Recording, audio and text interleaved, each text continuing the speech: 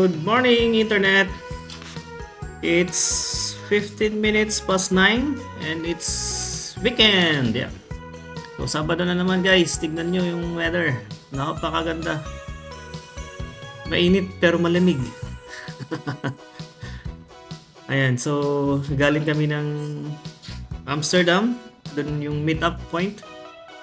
And we're going towards Utrecht. So, siguro mga ano to, 45 to 50 kilometers hanggang sa Utrecht. Normally, kung dadaan ka ng motorway, mga 35 to 40 minutes lang. Pero this time, gusto naming dumaan sa mga backdoor. Yan, mga village. Yan, ganyan yung mga makikita hanggang doon. Hindi siya highway.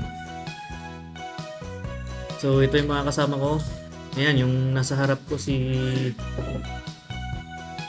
ano siya, taga Yamaha, employee siya ng Yamaha Netherlands.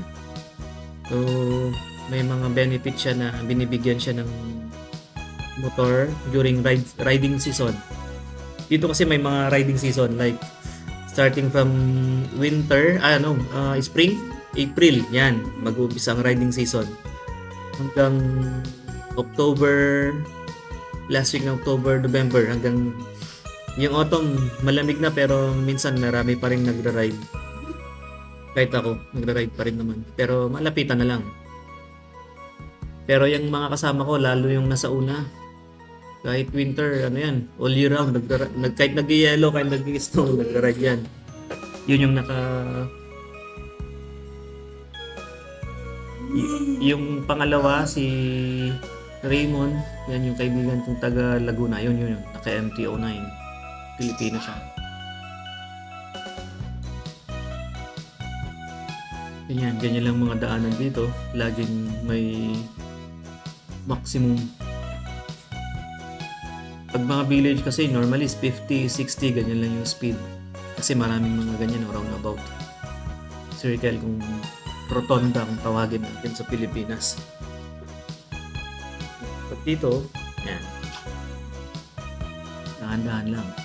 Tingnan nyo guys, yung kabila, yan yung mga bike lane. Halos magkasing laki yung bike lane tsaka yung daanan ng mga motor, sasakyan.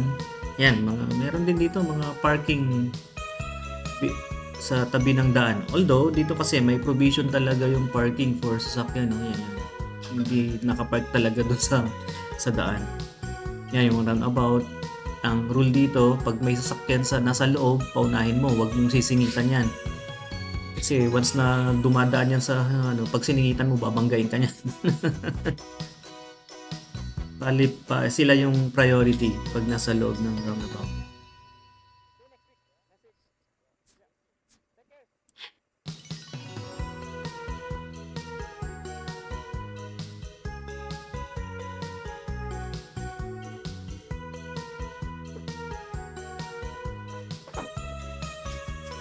Ayun, uwi na daw yung friend namin, Turkish. Ganda ng motor niya, 1986 na Suzuki. Yan. Suzuki yan, 1986. Parang nabili niya, parang sa kwento niya, sira-sira na. Inayos lang niya. Ngayon, tumatakbo na.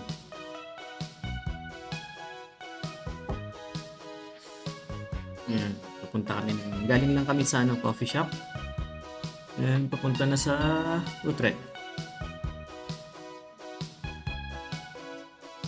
Pag nasa backdoor ka, mga village, mga village lang yan. Ang takbo dito, siguro pinakamabilis 60. Pero maganda yung mga tanawin. Pag expressway kasi, parang kung gusto mong mag top speed yan, punta ka doon. Pero meron pa rin top speed talaga, 130. Hindi ka pwedeng mag-exceed sa 130. Muli ka naman. Dito, maganda yung tanawin. Nasa backdoor. Tanawin, view. Ayan tingnan mo. Ayan, mga bahayan, residential houses. Hanggang sa muli! Totsins!